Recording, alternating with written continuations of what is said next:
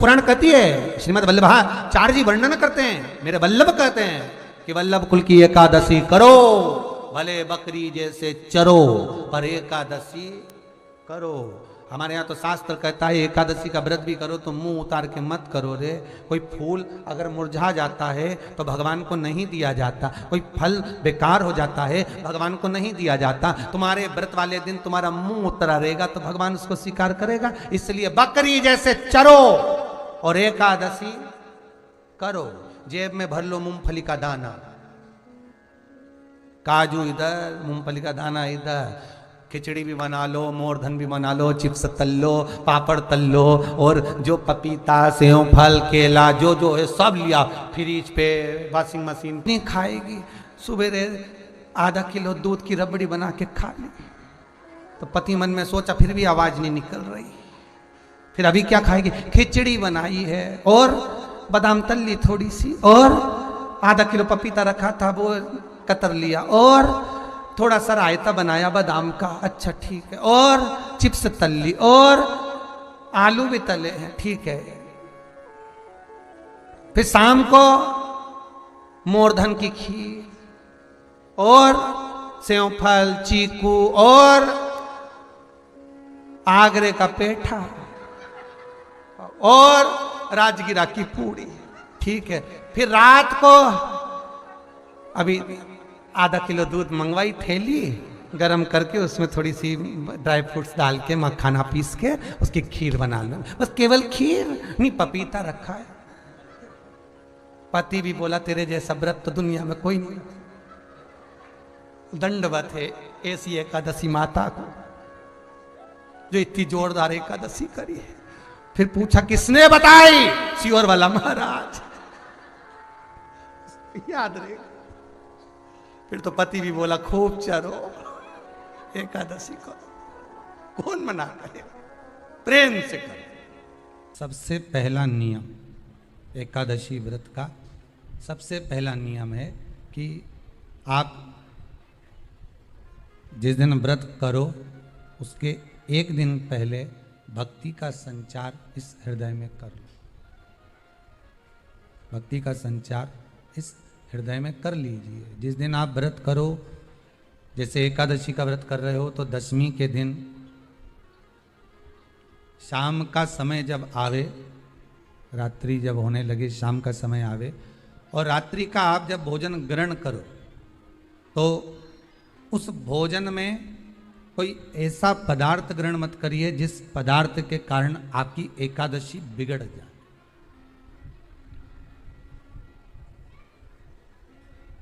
कोई बेकार भोजन में ग्रहण नहीं करना, श्रेष्ठ भोजन ग्रहण करिए दशमी के। और एकादशी का दूसरा नियम बहुत ध्यान से सुनिएगा। जिस दिन आपकी एकादशी का व्रत हो उस दिन प्रयास करिएगा कि अपने हाथ से किसी भी वृक्ष की कोई पत्ती टूटे ना। अपने हाथ से किसी भी वृक्ष की, पौधे की, किसी भी वृक्ष की पत्ती अपने हाथ से ना टूटे। बहुत ध्यान दीजिएगा महाराज। एकादशी का ये दूसरा नियम है कि अपने हाथ से किसी पौधे की, किसी वृक्ष की, किसी डाली की कोई पत्ती टूटे ना, कोई पत्ती ना टूटे, इसका प्रयास करिए।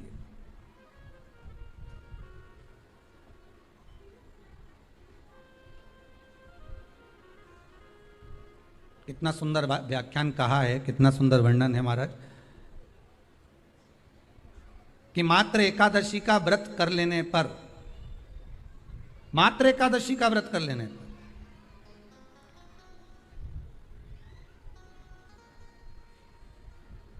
जो पूर्व में किया गया हमारा पाप कर्म है, हमने किसी जीव की हत्या करी है, हमने किसी को कष्ट प्रदान करा है, हमने किसी को अपशब्द कहा है, हमने किसी को ताने दिए, हमने किसी को आड़ा टेढ़ा कहा है, हमने किसी को गालियां दे दी है, मात्र एकादशी का व्रत ही कर लेने पर ये सारे जो दोष हैं वो समाप्त हो जाते हैं।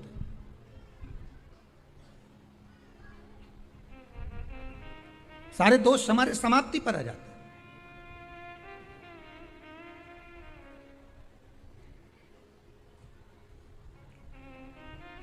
अब एक विचार करिएगा थोड़ा सा अपने मन में, अपने चित्त में, अपनी वृत्ति में एक बात उतारिएगा, एक अपने मन में एक बात को उतार कर रखिएगा कि आप अपने पाप को, अपने पाप कर्म को जिस दिन क्षीण करने वाले हो, समाप्त करने वाले हो, अपने पाप को आप जिस दिन समाप्ति पर लेकर जा रहे हो, तो उसके एक दिन पहले आपको प्रसन्नता होना चाहिए कि नहीं होना चाहिए कि कल मेरा पाप कटने वाला है, कल मेरा पाप समाप्त होने वाला है। जो मैंने पाप कर्म करा है वो समाप्त होगा, जो मैंने पाप कर्म करा है वो कल समाप्त हो जाएगा। तो एक दिन पहले आपके चेहरे पर प्रसन्नता हो कि ना हो, और चेहरे पर वो प्रसन्नता आपके आना चाहिए कि कल मेरा एकादशी का व्रत है, आज दशमी है, कल एकादशी का व्रत है, तो कल मेरी जब एकादशी का व्रत रहेगा तो मेरा ना जाने कितना कितना पाप, कितना असत्य, कितना झूठ, कितना प्रपंच वो समाप्त हो जाएगा। इसमें मुझे प्रसन्नता हो, इसमें मुझे आनंदता हो।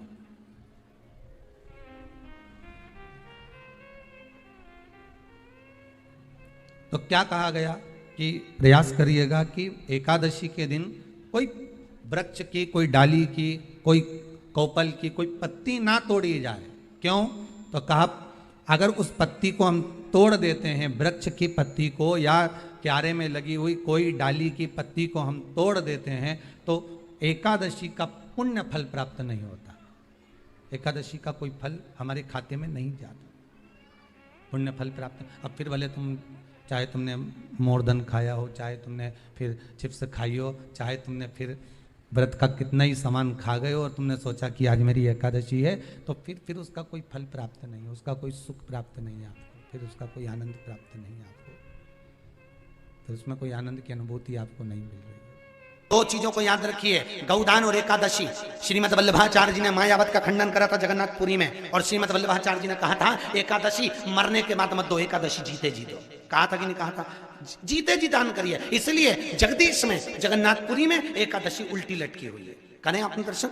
जगदीश में एकादशी को उल्टा लटकाया। क्यों? क्योंकि वल्लभ ने कहा कि एकादशी जीते जी दो। कई पंडितों कहते हैं तुम्हारे दादाजी मर गए, जब 12वें का दिन होता है ना तो पंडित जी संकल्प छुड़ाते हैं, दो एकादशी। बड़े बेटे ने 5 दे दी, छोटी बहू ने 3 दे दी, उसने 2 दे दी, उसने 2 दे दी, तो क्या तुम्हारे दादाजी भिखारी थे जो तुम्हारी एकादशियां लेकर जाएंगे? और तुम कौन होते हो दादाजी को एकादशी देने वाले? तुमने कौन सा इतने पुण्य कर लिए जो तुमने एकादशी दे दी? एकादशी के दान की महत्वता श्रीमद् वल्लभाचार्य जी ने कहा कि कोई व्यक्ति अगर खटिया पर सड़ रहा है, पलंग पर तड़प रहा है, हॉस्पिटल में पड़ा हुआ है, तो निवेदन है कि उसको देखने जाओ तो अपनी करी हुई एकादशी में से 2 एकादशी का दान उसको तुरंत दे दो। क्यों? तो जिससे उसको मोक्ष मिल जाए, मरने के बाद नहीं।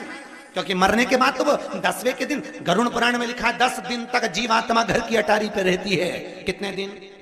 10 दिन। 10 दिन के बाद जीवात्मा चली जाती है।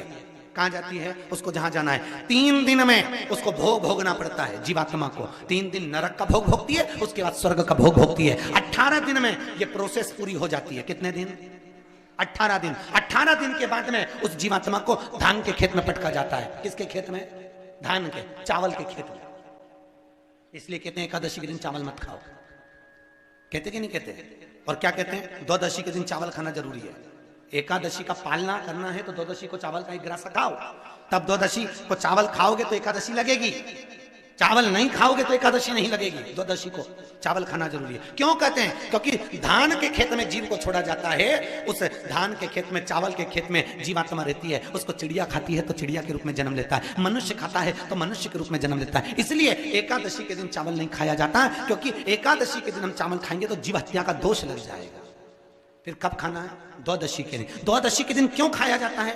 क्योंकि हम एकादशी के व्रत करे रहते हैं, और पहला घासा जब चावल का खाते हैं तो अपनी करी हुई एकादशी का पुण्य, जितने जीव हमारे मुंह में जाते हैं उनको उसका पुण्य मिल जाता है, और उनका फिर जन्म नहीं होता, वो तर जाते हैं, उनको एकादशी का भाग मिल जाता है। इसलिए कहते हैं एकादशी को चावल मत खाओ, पर द्वादशी को। वल्लभाचार्य जी ने जगन्नाथपुरी में एकादशी को उल्टा लटकाया। आप लोग गए होंगे तो देखा होगा कि जगदीश में, जगन्नाथपुरी में एकादशी उल्टी लटकी। कारण क्या था? खूब विरोध करा गया श्रीमद् वल्लभाचार्य जी का कि तुमने एकादशी को उल्टी लटका दिया जगन्नाथपुरी में। क्यों लटकाया? उसका कारण क्या था? श्रीमद् वल्लभाचार्य जी ने कहा, आप कहते हो कि कोई मरे तब एकादशी का दान दीजिए, आप कहते हो कि कोई मरे तब अन्न का दान दीजिए, आप कहते हो कि कोई मरे उसके बाद में आप ये दान दीजिए। श्रीमद् वल्लभाचार्य जी ने एकादशी को उल्टा लटका कर कहा कि एकादशी का अगर दान करना है तो पहले एकादशी करो, और एकादशी करने के बाद उस एकादशी का फिर दान करो जीते जी। उस एकादशी का फिर दान होना चाहिए। किसी भी चीज का उद्यापन करो, 16 सोमवार का उद्यापन करो, चाहे तुम शुक्रवार का उद्यापन करो, चाहे तुम सोमवार का उद्यापन करो, चाहे तुम एकादशी का उद्यापन करो, चाहे तुम प्रदोष का उद्यापन करो, चाहे तुम जिस भी व्रत का उद्यापन करो, शिव महापुराण की कथा कहती है अपने घर के लोगों को गिनने से पहले बाहर के लोगों को गिनना जरूरी है। थोड़ा ध्यान देना। और आप लोग क्या करते हो?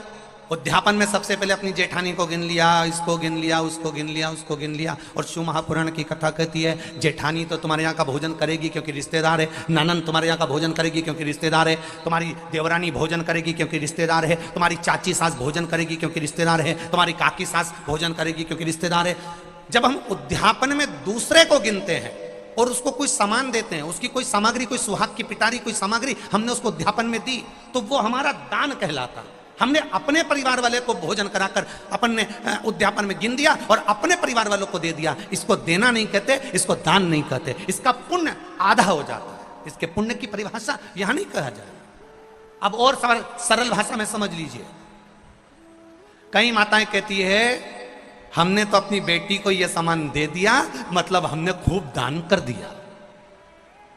अब एक बहुत अच्छे से समझ लेना, हमने हमारी बेटी को ये दे दिया तो हमने दान दे दिया। हमने हमारी बेटी को पापड़ बना के दे दिया, हमने तो बहुत दान कर दिया। हमने हमारी बेटी को साड़ी दिला दी, हमने दान कर दिया। हमने हमारी बेटी को सामान दिला दिया, हमने दान कर दिया। बेटी दान लेने की हकदार नहीं है, बेटी अपने मायके का हक लेने को दमदार है। तुम बेटी को एक साड़ी देकर ये मत सोचना कि हम दान दे रहे हैं। बेटी तो खुद कन्यादान में जाती है। आप बेटी को अगर वस्त्र दे रहे हो तो दान नहीं कर रहे हो, आप बेटी को कोई सामग्री दे रहे हो तो दान नहीं कर रहे हो, आप बेटी को कोई सामान दे रहे हो दान नहीं कर रहे हो, आप बेटी के बेटे को 500 रुपए का लिफाफा दे रहे हो, ये दान नहीं कहला रहा है। ये वो अपना हक लेकर जा रही है। आई है माँ बाप के घर में तो साड़ी तो देना पड़ेगी, नहीं देगी तो काले कोट वाला दिला देगा। उसमें ये दान नहीं है कि तुम कह दो कि नहीं साहब हमारी तो हमने बहन बेटी के दान दे दिया, हमने तो हमारी बहन बेटी के दान दे दिया, हमने तो हमारी बहन बेटी के दान दे दिया, तो बहन बेटी कहीं भिक्षा मांगे तुमसे? अरे बोलो तो बेटमा वाली हो, बोलो बोलो जम के बोलो। तुम क्या भिक्षा मांगो कि हम भैया के जाए तो दान लेके आएंगे? दान लेकर बहन बेटी नहीं आती। बेटी अपने भाई के यहाँ से दान लेकर नहीं आती, बेटी अपने मायके से दान लेकर नहीं आती। बेटी मायके में जाकर अपने माँ बाप से और कहती है कि किसी ब्राह्मण को बुलाकर मम्मी सत्यनारायण की कथा कराकर थोड़ा सा दान दे दो। ये बेटी कहती है। बेटी दान लेकर नहीं आती है, बेटी दान दिलवा कर आती है। और बेटी मायके से अगर एक साड़ी भी लेकर आती है तो वो दान की नहीं, बेटी अपना हक लेकर आती है। जब तक माँ बाप हैं तब तक बेटी लेकर आ रही। तो जितनी भी भाभियां हैं वो ये कहना बंद कर दे कि हमने ननन को कुछ दान दिया। दान नहीं। हम जानते हैं तुम अगली बार हमें बेटवा नहीं बुलाओगे इस बात के लिए, भले मत बुलाओ। और जो रीत की बात है यहां शिव महापुराण की कथा कह रही है। देखो भाई, कभी कभी ऐसा योग होता है, शायद आपके कुटुंब में, परिवार में, नातों में, रिश्तों में भी ऐसा कहीं आपको देखने को मिला होगा कि जब जब घर में कोई सत्कर्म करने का समय आता है, घर में कोई पुण्यमय कार्य करने का समय आता है, घर में कोई अच्छा धार्मिक आयोजन होने वाला रहता है, तो कोई स्त्री के भाग्य में नहीं लिखा होता तो वो रजो धर्म में आ जाती है।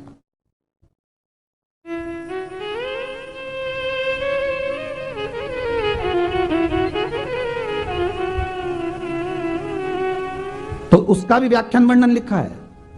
किसके लिए? तो कहा कि वो नारी जिसके मुख से अगर कोई घर में धार्मिक कार्य हो रहा है, सत्कर्म हो रहा है, और उसके मुख से अगर एक बार निकल गया कि नहीं अरे ये अभी रहने दो बाद में देखेंगे, तो वो अगर कार्यक्रम होगा भी ना तो वो उसमें शामिल नहीं हो सकती,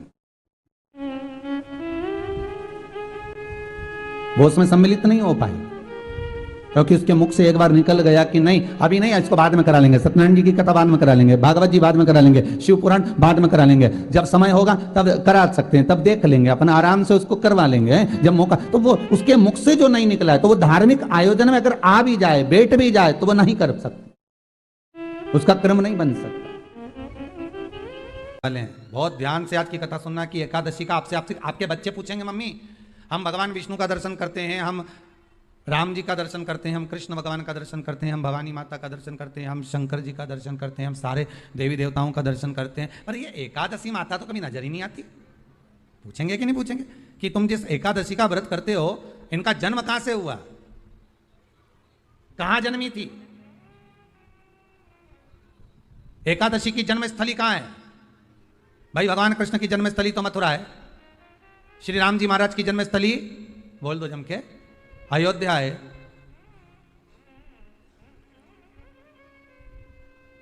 कोई आपसे पूछ ले कि एकादशी की जन्मस्थली कहां है, तो आधे लोग तो बाल खुजाने में लग जाएंगे कि एकादशी आखिर पैदा कहां हुई थी, जन्म कहां लिया था, इसका जन्म हुआ कहां था, कहां जन्मी थी ये?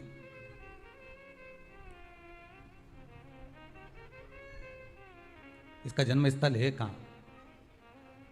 और अगर मान लो जन्म स्थल एकादशी का है,